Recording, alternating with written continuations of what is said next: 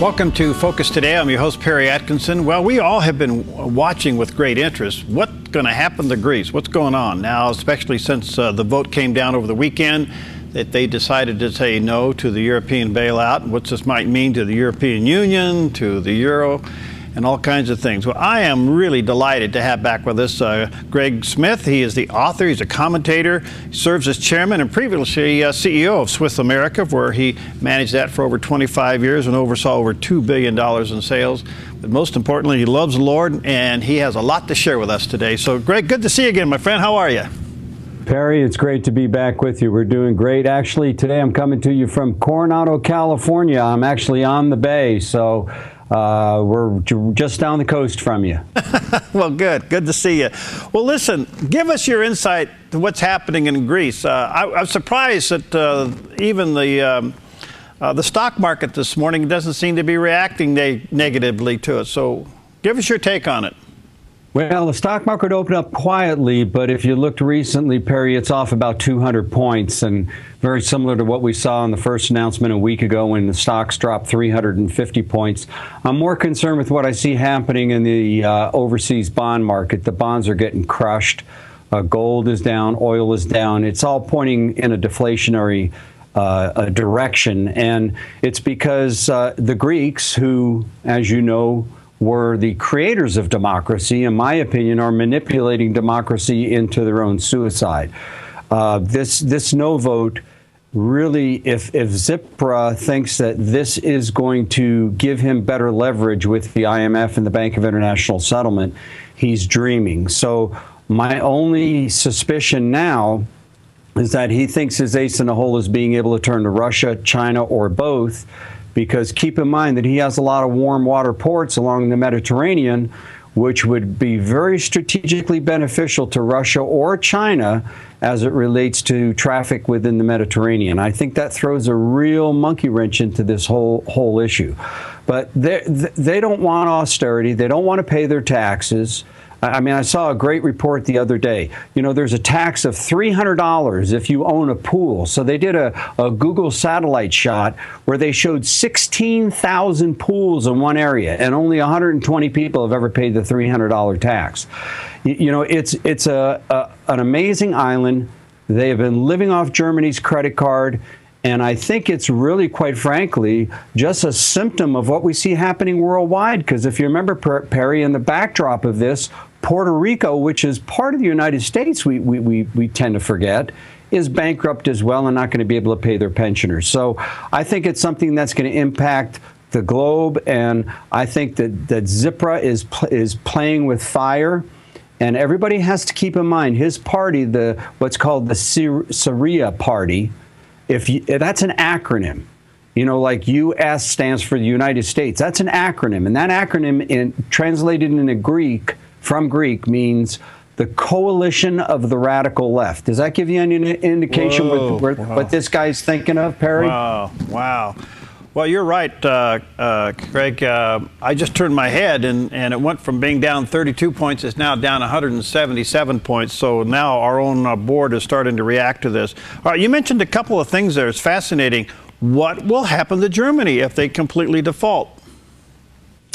Well, I don't think it will hurt the German economy all that much, because even though the German banks have done a lot of the financing over there, there are guarantees in place through the IMF and Bank of International Settlement. People forget that in 2010, we went into Greece and we gave them about 118 billion euro on the promise that they would start to make the necessary cuts in their pensions and so on and so forth. I mean, think about it, Perry. If you're a hairdresser over there, you can retire at age 50 on 80% of your income. And a lot of people do that. You know, you can't, the numbers just don't work. It's kind of like our Social Security system. It's going to have to be revamped. We're going to have to raise the eligibility age. We're going to have to means test. We're going to have to cut back benefits. The math doesn't work. I mean, math is math. And so when you look at what's happening in Greece, another concern that I have is just not geopolitical or strategic as it relates to military. It's also, how is Portugal, Spain, Italy, Ireland, and some of the other nations, maybe even Brazil, how are they going to react to this? Are they going to be able to say, well, hey, if the Greeks don't have to pay their debts, maybe we shouldn't pay our debts? And these are all economies that are rather small. Collectively, they're large, Perry. If you look at the Eurozone, with all the countries combined, they're the largest economy in the world. But individually, they're very, very small. Greece only has 11 million residents. So my concern is the contagion effect. If Portugal sees that Greece can get away with it, will Portugal now start to default or threaten to default? And if you notice, this guy Tsipras, or however you want to pronounce his name, the prime minister over there, he is a radical leftist. Have you noticed they're starting to show pictures of old men sitting on the benches? And the caption is, how will this pensioner put food on his table? It reminds me of the old commercial pushing grandma over the cliff in the wheelchair. I mean, they've learned a lot from the left here in America. And so I think that you're going to start to see the rhetoric heat up. I think Tsipras, the prime minister, is playing bluff. He's not holding a flush or a royal flush. He's, in my opinion, got no cards to play with, and he better be willing to make the necessary cuts and implement collection of taxes. See, that's the biggest problem over there, Perry. They don't have an IRS. Look, I'm no big fan of the IRS, but at least it enforces people to, for the most part, pay their taxes. People in Greece don't pay their taxes, so they get all this money, they get all these benefits, and they don't pay their taxes. And nobody's forced them to do so, Perry. So the math isn't going to work. And I think that you will see Greece leave the Eurozone. I think it will go back on the drachma. That's their currency. I think you'll see hyperinflation. And once again, the middle class will take it in the chops. The super rich with their yachts over there, it's not going to affect them. The super poor, that are government handouts, they'll find a way to feed those people. But the middle class will be wiped out once again. And I'm worried about that spreading to America. That's why we wrote a new report called The Greek Showdown. It's an 18-page white paper where we outline how this could actually affect America. And by the end of the program, we'll show your viewers how to get a copy of it. Tell us that now, because that's hot. How to get it? If they call, I'm trying to remember the number, 800-289-2646, 1-800-289-2646. Mention you're watching Perry on Dove TV and ask for the Greek Showdown. I don't know if you can see it here in the screen or not. It'll probably come on backwards. But what we basically did was we took the IMF report, the Bank of International Settlement report. We took the negotiation communiques between Germany and the banks and Greece, and we put together what would happen if this spread beyond the island of Greece. And how would that affect Americans? Would Americans be put in the same position where they can only take $67 out of their bank accounts if the banks here in America that made investments in Greece become tight on money? I mean, the implications of this, even though it's a small country, it's kind of like a virus, Perry. A virus is only a one-cell entity, but it can start to spread. The next thing you know, your whole body's taken over. It's like flesh-eating bacteria. It starts with one cell. And that's why economists and geopolitical watchers, if you will, like myself, are extremely concerned. We would have blown this off 5 years ago. We would have said, come on. Germany can handle a loss. If they have to, they'll work it out over a long-term basis. They'll get a loan from the Bank of International Settlement, which, for your viewers, that is the central bank to the central bankers. They're like, the Federal Reserve uses the Bank of International Settlement as their central bank. But now, with the intransience that you see from the radical left in Greece, I mean, you've seen the street protests, Perry. I mean, hundreds of thousands of people come out. And this guy has got them fired up, and they're basically shaking their fists at the world saying, we want to stay the way we are. Well, gosh, I want to live at the Marriott in the presidential suite every day of my life. Unfortunately, Perry, once my American Express is maxed out, they're going to throw me out. And I think that's what's going to happen in Greece. All right, the number again is 800-289-2646, 1-800-289-2646. Order that white paper from Craig Smith. I think you'll really enjoy it. Craig, let me ask you this before we run out of time. People that have money in the bank, they're only letting so much out at a time. If they convert back to their own currency, what's going to be the equivalent value for them? Are they going to take a 40% hit, 50% hit? Yeah, that's a great question, Perry, and it calls for speculation on my behalf. But if we use Cyprus as our guide, because remember, Cyprus did this. They froze their banks, and they made guarantees, and then you can only take so much out. Anybody that had 100,000 euros or more took a 40% hit. So I have to believe, because they're going to have to do it universally in Greece, you'll probably see an 18 to 30% hit on the money. So if you had, and I'll just put it in American terms, let's say you had $10,000 in the bank, you'll probably be lucky if you end up with $6,000 or $7,000 in the bank by the time this thing settles out. There's no doubt in my mind that the banks are going to call for what are called bail-ins. The depositor's money become part of the capital structure of the bank. You'll be issued bank stock, or you'll be issued preferred bonds that pay over time. And quite frankly, you'll be doled out your money. It'll almost be like having to go to your dad to get your allowance to get your money out of the bank. It's not a good situation. It's not the end of the world, Perry, but it is definitely a bad situation, and we see it already in our stock market. Stock market's down 600 points since this crisis began. Greg, I'm out of time, but let me ask you one quick question. Is this a foreshadow of what could happen in the United States? Oh, absolutely. Matter of fact, I'm glad you asked that question, because think about it. This nation is steeped in debt. We have $200 trillion worth of long-term liabilities in America. And so, absolutely. Now, look, we're a much more dynamic economy than them. We have 350 million people, or 325 million people. We're the most productive nation in the world. We've got the greatest workforce. We've got the greatest capital markets. So you can't make the same comparison. But could it happen? Absolutely. And we should take steps now to avoid it from happening. Thank you, my friend. Again, the number is 800-289-2646, and order Craig Smith's white papers and get a copy of his book as well. I'm sorry we're short on time. I'm going to have you back. Thank you, my friend. Enjoy your time away, and we'll get together again soon, okay? Hey, good being with you, Perry. All right, God bless, friend. We'll be right back.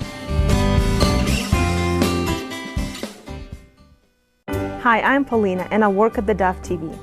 Did you know that when you support theDove TV, you have a profound impact, not only in our community, but around the world? It's your continued support that takes the inspiration and hope in the programs we produce and makes them available to the thousands of people who are watching these videos online every week. Help bring encouragement and hope to our valley and beyond by making a secure online donation today at our website, thedove.us.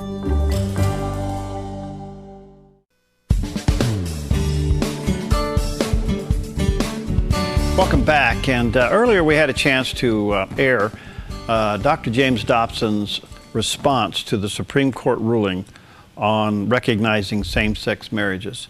Now, Dr. Dobson's been in this cultural fight for years, over 30 years, 35 years, one of the warriors of the faith out there, trying his very best to push back the tide of nonsense against families. Well, I thought his response bears repeating. He has expressed his feelings very well, and I think he has articulated the warning that comes with this incredible decision by the Supreme Court. Join us now as we listen to Dr. Dobson share his response.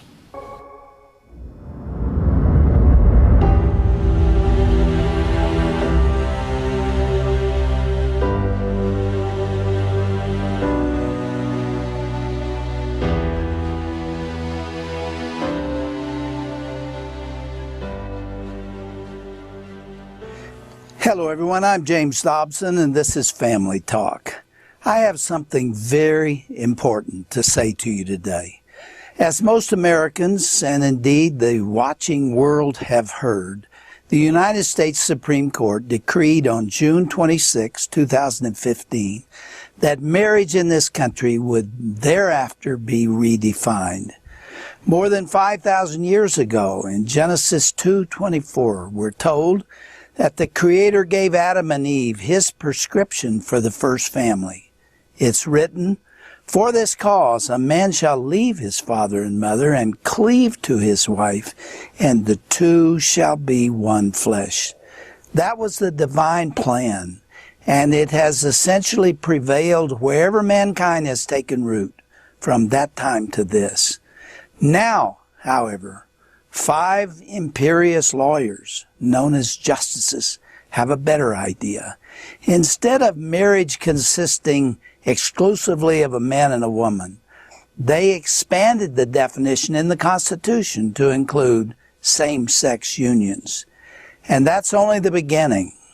Already there is speculation about other permutations being added, including polygamy and what is known as polyamorous relationships, and that means many loves.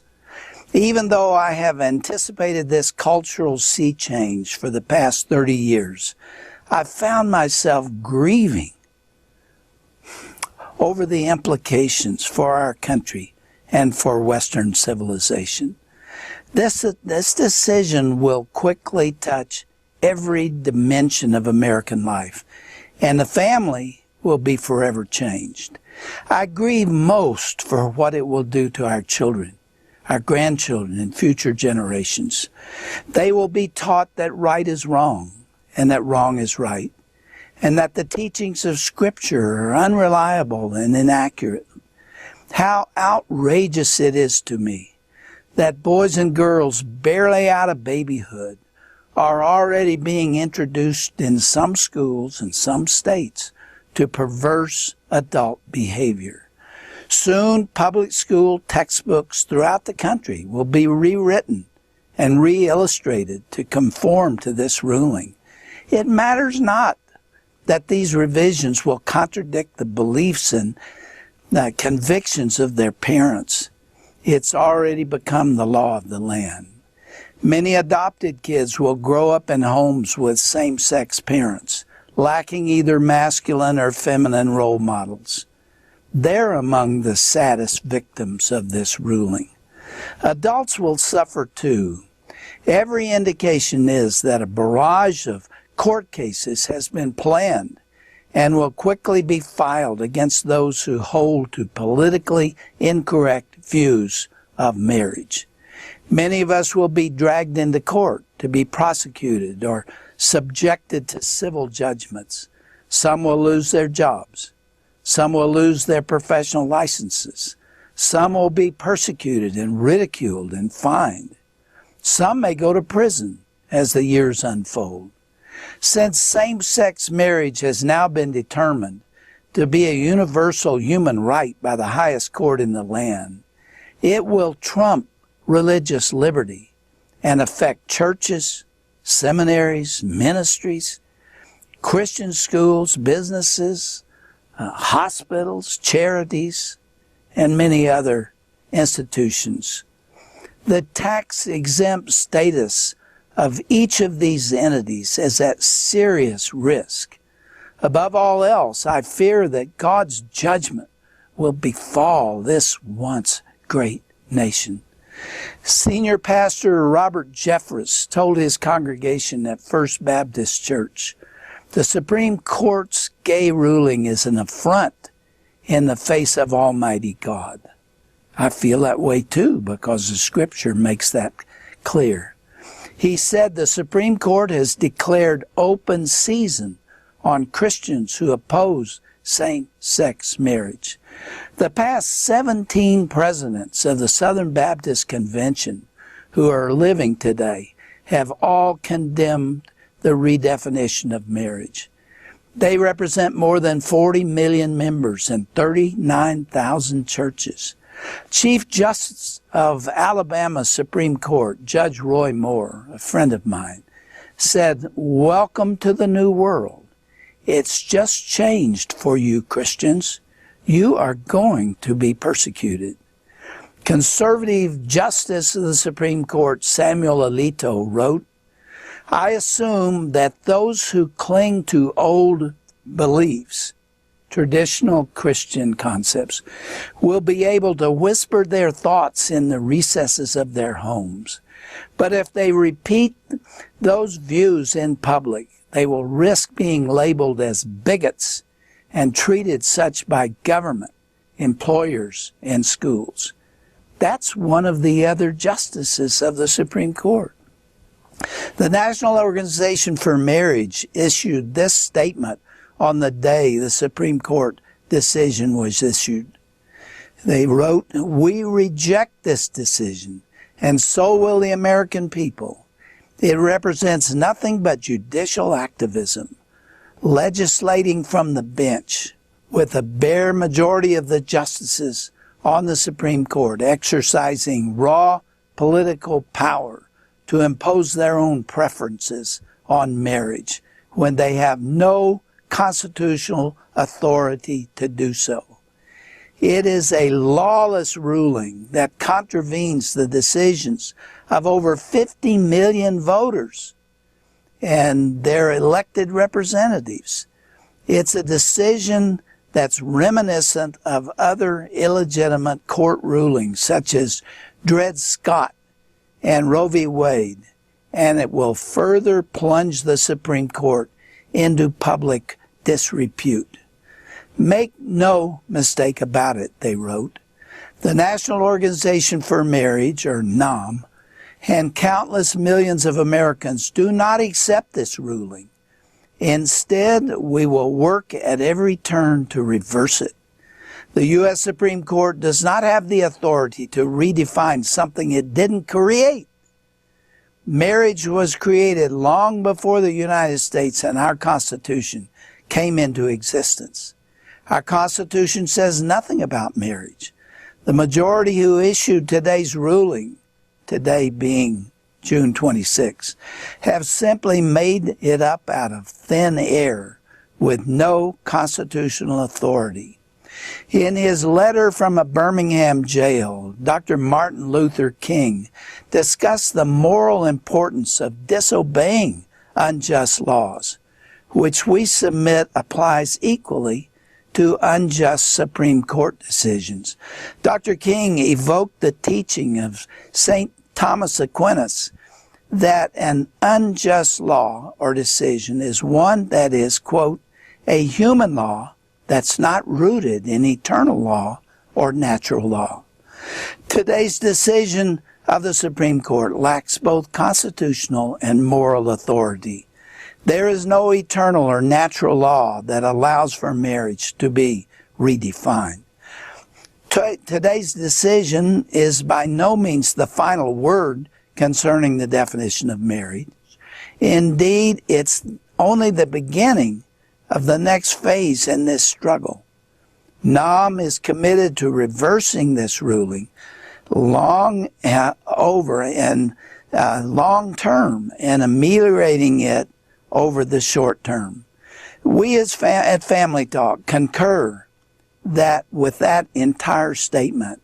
I'll end my comments by quoting the final words from the Manhattan Declaration, written by the late Charles Colson, a mentor to me, and Professor Robbie George, a great friend, and Dr. Timothy George. These brilliant men wrote, "Because we honor justice and the common good, we will not comply with any edict that purports to compel our institutions to participate in abortions, embryo-destructive research, assisted suicide, and euthanasia, or any other anti-life act.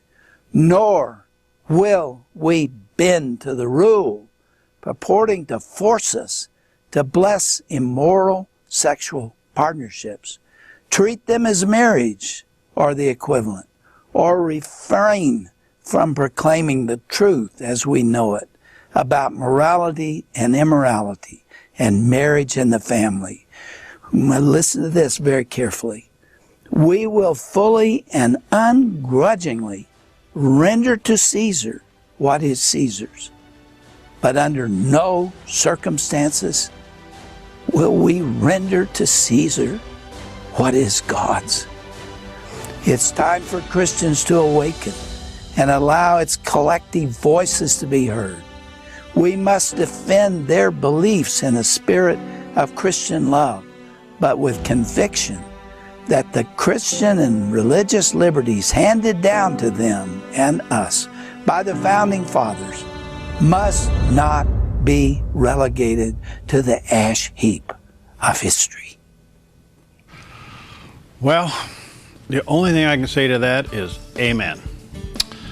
We'll take a quick break. When we come back, we're delighted to have back with us Ted Shoebat. I think you'll find our time together to be pretty interesting, as he's going to be talking about the bakers in Oregon who've been fined $135,000. We'll be right back. Hi, I'm Paula, and I work at theDove TV. Every day we get letters and emails from people who've been encouraged, blessed, and challenged by the programs on theDove TV. But we couldn't do it without you. Did you know that more than 90% of our income comes from people like you? You can help us continue to bring inspiration and hope to our community by making a secure online donation at our website, thedove.us, or call us at 541-776-5368. Well, welcome back. What a delight to have with us again today our good friend Ted Shoebat. She is an author of several books and a speaker, and now he's kind of getting involved in cultural and social experimenting. I think it's pretty fascinating. You may want to check out his latest book, For God or For Tyranny, and you can go to Shoebat at SHOEBAT.com and check out all of his material and his books. Ted, good to see you, my friend. How are you? Doing quite well. Good to be back on. Yeah, good to see you. Well, listen, we're watching with great interest, as you can imagine, here in Oregon, the Sweet Cake Bakery in Oregon, in particular the Kleins up there, who were fined and upheld by a second judge now of a potential fine of $135,000 to be paid to the lesbian couple who supposedly were injured by all of this. We're not sure if this is going to stick yet, but it looks like it's well on its way. And if it does, I said on the morning show this morning here on theDove, we'll do our part to help raise the funds. Yes. But what's your take on the case? Well, my take on the case is actually quite simple. Here we have Christians who are being forced to participate in for one, a ritual. It's a form of debauchery, depraved debauchery. It's a form of depraved debauchery that all of a sudden is being collectively esteemed to be a civil right, to be natural, to be something that we all must submit ourselves to accept. And they're being fined $135,000. Now, people always ask me, Theodore, is Sharia law going to come to America? And I say Sharia law is already here. It's called the homosexual agenda. Islam does not need to take over America. The devil is doing his work already in expanding and inundating the society with an equally, if not even more tyrannical system than Islam. That is what I call sodomism. And sodomism is a term that I like to use when I define this ideology. It's an ideology that declares that the sexual anarchy that the Supreme Court recently has upheld is superior to orthodox monogamy. Orthodox monogamy, basically what I mean is marriage in the context of Christianity. And they're saying that, well, no. Marriage between a man and a woman, that is inferior. We are the superior people. We are a people of a superior orientation, a superior love, and you people are just breeders. You're just inferior to us. You're lower in intelligence. You're inferior in intelligence. We are people of a superior evolution. And there is no way you can explain this other than that this is a supremacist ideology. So when, for example, when a Christian says, I can't do this, I just can't do this. I mean, I'm damning my own soul to hell if I do something like this. They're saying, oh, no, the government is coming out and saying, oh, no, we're not encroaching on your religion. We're not treading upon your religion. It's not against your religion to do this. So now the state all of a sudden is getting involved in theology. All of a sudden the state has its own form of Christianity that it is enforcing. It's saying, oh, no, you can still be a Christian in America and do this. Well, no, you can't. But the government says it's not true, that you can still be a Christian and do this. Right, it's enforcing its own theology. A couple things come out of this. It's been said that the reason that the Muslim or the Islamic faith didn't participate in the arguments against same-sex marriages in this case is that ultimately what they wanted was the flip side of this, and that is the aberration of any relationship, therefore polygamy and marriage down to even teenage daughters. Is that true? That is a very good point, and that is something that I could see actually taking place. Think about it. Why did the Mormon Church? Because there's the biggest religions in the world, and in America at least, that demand for polygamy is Islam and Mormonism. So why do you think the Mormon Church acquiesced to homosexuality, saying, okay, fine, we will begin to accept homosexual, we will become more tolerant toward them? I believe it's a conspiracy. I think that the reason why they did this is because they're thinking, wait a second, in the future, we can use this to advance polygamy. And actually, just a few days ago, I did a video and an article on now you have Mormons demanding that polygamy be recognized by the state, and they are using the Supreme Court decision as their inspiration, as their justification. There was one Mormon named Nathan Collier who was suing or threatening to sue the state of Montana if the state of Montana does not recognize his polygamous marriage. He's officially... Go ahead. Excuse me. We had that story, and some would argue, well, that's a fringe part of the Mormon Church, and he was excommunicated because of polygamy. But on the other hand, they're not stopping him for fighting for it now. They're not stopping him, and you know, the LDS is very good at hiding their tracks. But let's get to the bottom of this. You're right. This man is part of what they call the FLDS, the Fundamentalist Latter-day Saints. But the FLDS are simply more honest, because no Mormon can deny that their founder was indeed a polygamist, and everyone around him was a polygamist as well. Brigham Young and all these other guys, Orson Pratt. But what we're seeing now is sexual freedom becoming somehow more supreme over religious freedom. And I actually myself did an experiment. These homosexuals are coming out and saying, well, they have no right to do this because they are as bakeries, they're providing a public service, so their religion should not somehow impede upon that public service. So one day I was very sick, I was vomiting and I had a flu. As I was laying in bed one morning, I said, you know what? I'm going to ask these homosexual bakeries, or at least pro-homosexual bakeries, to make me a cake that coincides, that's in accordance to my view. So I called up 13 bakeries, all of them either gay or pro-gay, and I said, I would like to have a cake that says gay marriage is wrong. They all said no, and they all gave the same exact reason, and that was that this is against our personal belief. In fact, one bakery in Georgia told me we can't do that because half of our staff is gay. And I could easily use the same type of logic, the same type of arguments that these people use and say, wait a second, this is a public service. You can't allow your personal beliefs to somehow impede the public service that you are providing, sir. And I could just use these same arguments against them. And one bakery in San Francisco, in Castro District, basically cussed me out on the phone, called me all these bad words, called me bad language, said that I was this and that, and cussing at me, and then hanging up the phone on my face. And I say, well, wait a second, where is the tolerance all of a sudden? There is no tolerance, because people don't realize the homosexual agenda is a supremacist agenda. Your freedom ends when my freedom begins, or where my freedom begins. Your freedom ends. And there is no other reason why they are demanding for homosexual marriage and homosexual adoption other than they believe that their way of life, their death style, is supreme over Christianity. You can't explain it because they said that the state must recognize them and must redefine marriage. Mm-hmm. Well, that means that they believe that their sexual anarchy is superior.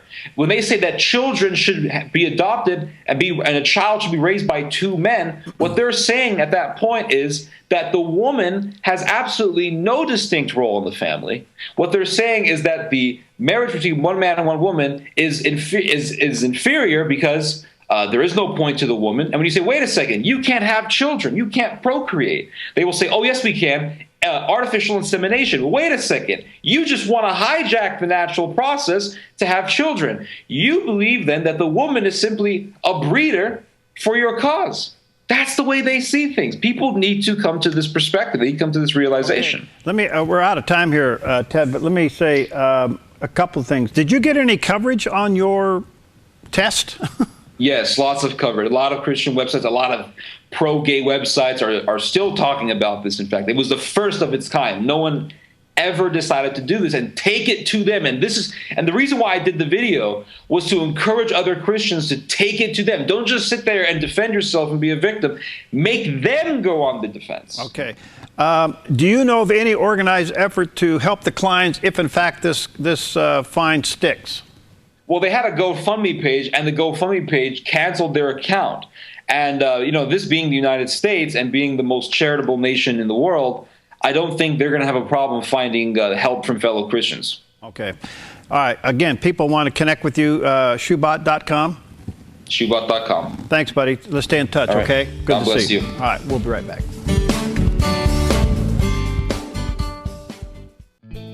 Hi, I'm Daniel, and I work at theDove TV. You know, compared to Portland, Seattle, and LA, Medford might be considered a small market. But at theDove, we're excited about the opportunity to make a big impact right here in our community. And you help make that happen. Did you know that more than 90% of our income comes from people like you?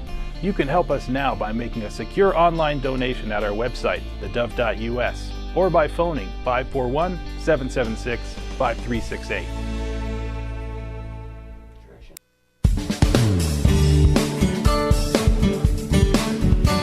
Yes, what a delight to have our good friend. We have him here, ladies and buddy. Nobody like Doug. One and only. Doug heads up the Foundation for Recovery, one of the great organizations in Southern Oregon. I can't say enough about what they do and how they go about it and the growth of this ministry. Thank you. We've watched this thing God just put his finger on it and say, this is it. And Friday's a big day for them. They are going to have their open house. So Doug Gould's with us, who heads up Foundation for Recovery. Congratulations. Thanks, Perry. Thanks for having me on. You know what? I'll make a little bit of a prediction. I'm not a prophet, nor the son of one. Okay. So I'll just make a prediction. I won't call it a prophecy. Okay. Because I'm good with that. I get hammered with that. But you'll be in another new spot within a couple of years. I believe that. I absolutely believe that. You know, looking back when we first opened our doors in December 2011 in the Woolworth building, you know, we had about 400 square feet, and we thought, you know, this is good for right now, and we outgrew that so quickly. Yeah. I tell you what, Perry, faith-based recovery, using faith as part of our recovery program is so essential. Yeah. And we need to provide that to our community. And we've seen, it's been a lot of hard work. You know, I mean, trying to build a nonprofit, it's a lot of hard work, raising funding. And the cool thing about the foundation is that we don't charge for our services. When people walk through the door looking for assistance over addiction, we've got incredible volunteer coaches who have once been there in the grip of addiction. And that's the key. Yeah, absolutely. It takes one to know one. And I've always said, whatever God saves you from brings you through. He usually turns around, makes you a minister to, and that's what you're based upon. Absolutely, and that's the heart and passion behind our volunteer coaches. Yeah. They want to help. They want to give their program away to someone else. That doesn't mean they're perfect. Yeah. We still have those edges that need to be refined and so forth. But I tell you what, these coaches have been trained. Our material has been approved by the Oregon Health Authority, so we are certified and. There's no excuse to stay home and say I don't have anyone to turn to. Well, I just can't wave this flag enough. Now, Friday's a big day. Finally, your open house at your new facility from 5 to 7, 817 North Central, Suite C. So if you're coming down Central, you've got to turn off there a little. Yes, in fact, if you go right past our offices, there's a large parking lot right there next to Les Schwab. Okay. That we have secured the owner to allow us to park there. Okay. Because parking is going to be an issue. So we'd like folks to get there early. It's going to start at 5 o'clock. The ribbon cutting ceremony through the Medford Chamber of Commerce will be at 5:15. Okay. Our good friend Ed from Sunrise Cafe is hosting the event in reference to catering some Hawaiian barbecue, and we have some special speakers coming in. You'll meet some of our clients, and then when you walk through our offices, you're going to say, well, this doesn't look that big. Then we're going to ask you to go back over to our old building and walk through that. But what we want people to do is when they walk through our new facility, we want them to see our heart and we want them to see our vision. Yeah. We have an educational center that we're going to be dedicating to Steve Hell, our Steve Hell Memorial Educational Center, which we're already using and offering parent and family support groups on Thursday nights now. So well, I just can't say enough for what Doug and his crew do in helping people with any addiction. Absolutely. Look, we automatically think drugs and alcohol. Chemical, right. It could go to any addiction you may have. They got a mentor to match you up with that and to walk you through that. And that's the power of this. Their success rate is off the charts successful. Absolutely. And just a matter of time before the court just totally recognizes you. I think you're real close, aren't you? I think so too. I think people are realizing that this type of pathway to recovery is needed in our community. Yeah. Peer mentoring is now not only being offered through our agency, but other local agencies now are coming to our facility, getting trained, and taking it back to their agencies. Wow, it's wonderful. So yeah, it's a wonderful program. Well, I still think it's just a matter of time you will have your own standalone facility. I believe that. It's not only for what you do on a day-to-day basis by mentoring people, but the overall education process that you now offer to help other agencies. Yeah. So I can't help but think it's just a matter of time you'll have your own standalone. And I just see this going nationwide. Absolutely. You know, the Foundation for Recovery, we just don't focus on chemical addiction, but all sorts of substance abuse. But not only that, but we also focus on the wellness of the individual. Right. We help with job placement. We help with housing. We help with getting that that person that was once caught in the grip of addiction back well again, and then offering those services back to our community. It's a wonderful program. All right, grand opening Friday afternoon, Friday evening, 5 to 7. Again, it's 817 North Central in Medford. Let me encourage you to go there. Drop in sometime between 5 and 7. Have some goodies, but take a look and introduce yourself, find out what's going on, and maybe you know somebody that needs their services. You come and check it out, whatever it is, but let's support what they're doing. This thing is really terrific. And Doug, I just want to say, for those who may be seeing Doug for the first time, he is down 108 pounds. 108 pounds since January 19th, yeah. I mean, that is like an absurd record. Yeah. In 6 months, 108 pounds. I tell you what, you know, when the Lord finally got a hold of me on this, you know, like... You were mentoring somebody. I was actually mentoring a young man that was caught in the grip of addiction to heroin. And I tell you what, you know, I've always been... you know, big, you know, I mean, it took me 3 years out of elementary school to realize a teeter-totter actually went up. You know, I mean, it's just one of those things. I've always been heavy. And so I was talking to this young man about heroin addiction, and anything I said to this kid, Perry, I heard the Holy Spirit talking right back to me about my food addiction. And so I started studying about sugar and how it relates to the body and releases the dopamine. And I went, my goodness, there it is. And so I started educating myself, got into a nutrition program, exercise program, and it's going great. 12 inches on my waist, 10 inches on my chest, 6 inches on my neck. It's going really well. 108 pounds. And you still want to go down? Yeah, I still want to lose. I definitely started this new exercise program called Rena. My friends out there in Central Point, right next to Albertsons, started a studio that has it's high impact cardio. It's nice to bend over without losing my breath anymore. So it's actually, I'm telling you, it's such a wonderful way of living. And you know, it's all to the program. Yeah. Well, again, I think underscores what's going on with Foundations for Recovery. And look, there is no set course or time you do, right? Whatever it takes. We ask the participant to commit to a 12-week program, but most of our participants stay a lot longer. You know, we have guys. I have guys that I work with that are with me, you know, still a year, because we want to not only work on our sobriety in reference to, you know, say no to drugs, but understand why to say no. Learn how the signs of what a trigger is, a compulsion, understanding that emotional situations do create a behavior, and how to understand that. And so we train them, and we equip them to use the tools that God's given us. And so the other part of this, Doug, is by the time someone comes to you, they may be inspired to come, they may be desperate to come, but they also may think, well, this is my last try. I've tried everything else, nothing really works. You know, why should I give this a try? Why is yours different? You know, it's funny that you asked that, because that was a question that came up yesterday. One of the reasons why it keeps people away from getting help is one of the reasons is past failure. They've tried it and it didn't work for them. Another reason is the fear of now living a life without the chemical addiction in their body.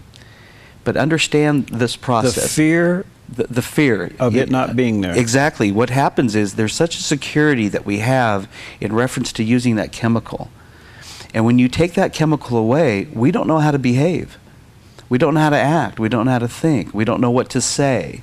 And so when you have actually somebody across the table from you or sitting on the couch with you that has been there where you're at now, it's such a wonderful, wonderful opportunity to share with that individual the hope. You know, I tell you what, I'm a firm believer, Perry. You give someone hope, you know, use God's love and forgiveness. You know, forgive ourselves. Forgiveness is a big key here. You know, the addict needs to forgive themselves, needs to move on. And some of the times what happens is we have created such a wreckage of our past, and we want to fix it right now. That's not the issue. What we need to do is fix our individual first, and then the promises of our program will come to pass. But what keeps people out from not walking through our doors is the fear they don't know how to behave. And that's what mentoring is. We give God-given guidelines and principles that someone can walk through and use on a daily basis. And sometimes that takes a lot more than 12 weeks. Yeah. But that's the commitment our coaches do for our participants. How scary is it for an addict to see themselves without the substance? Extremely. I mean, personally, for myself, I didn't think I could go a day without having a drink. Really? You know? Oh, absolutely. I remember the fear that when I got out of that ICU with a blood pressure of 280/220, 5 days in detox in Rogue Valley, when I walked out, the fear gripped me. But the first call I made was to Steve Hell, the original founder of Foundation for Recovery. Wow. And I said, Steve, I need help. And this is what he said to me, Perry. He goes, Doug, you need God. And I said, Perry, I said, Steve, I've got God. He goes, no, you need to understand that you can live a successful life without that chemical in your body. And even though I had fear, and I didn't want to use, I didn't want to go back, because I know for me, taking a drink is death. And so I got a mentor. I got someone to guide me along. And then the fear started to subside, and I saw the hope behind it. How long did it take for you? Well, a good program for me, it took me a good 6 to 9 months to understand the process of those triggers and compulsions. How did you move the dependency of the addiction, your case alcohol, to God? How do you? Well, here's the thing. You know, Bill Wilson, who wrote the book of Alcoholics Anonymous, on page 64 says this: if you fix the spiritual malady of the man, if you overcome the spiritual malady of the man, the physical and mental will follow, or the physical and emotional will follow. You put God first. You put the principles of His Word first. You fix the spiritual part of the man, understanding that we don't need this chemical to understand emotion or process emotion. Then what happens is we begin to act differently. We begin to speak differently. We begin to choose our words differently. And so it takes a while to change that condition of the brain, but it does work. Well, I have to tell you, folks, the most successful addiction recovery program there is out there. Foundation. I think so. Yeah, it is. Foundation for Recovery. And so they have moved into a new facility. Their grand opening and open house is going to be this coming Friday from 5 until 7. It's 817 North Central, and parking available south of the office there. Right there. Kind of a right around behind. Next to Les Schwab. Yeah. We'll have people out there guiding you the parking. And you can walk up, or they'll shuttle you up, whatever. But anyway, come on over. Let's help them. Let's celebrate. There'll be some food and raffles, and meet the staff, and you'll walk in and see what they're doing. But where this ministry has come from to where it is today, and where it is potentially going, is really remarkable. And I just know in time you'll have a center. You'll have some kind of a standalone center. I totally believe that. You know, I speak that. Amen. Yeah, I believe that, Perry. The Lord is going to push this thing down the road. So let's get out and support him. 5 to 7 Friday night. You know, you got Ed doing his little Ed's great. Hawaiian we love barbecue Sunrise thing Cafe. Everything in moderation. Your addiction went from alcohol to food, right? Absolutely. Okay. Well, whatever it is, listen, they can handle it. Thanks, buddy. Best to you. And congratulations. Okay. Thank you. Appreciate All right, we'll it. see you next time on Focus Today.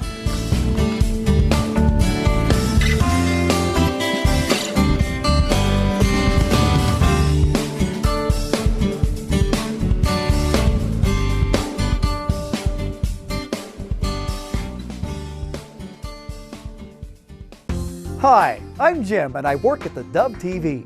Every weekday between 6 and 8 a.m., our award-winning news and sports team bring you the best morning show around. It's live, it's honest, and it's a whole lot of fun. And you help make it happen. Did you know that more than 90% of our income comes from people like you?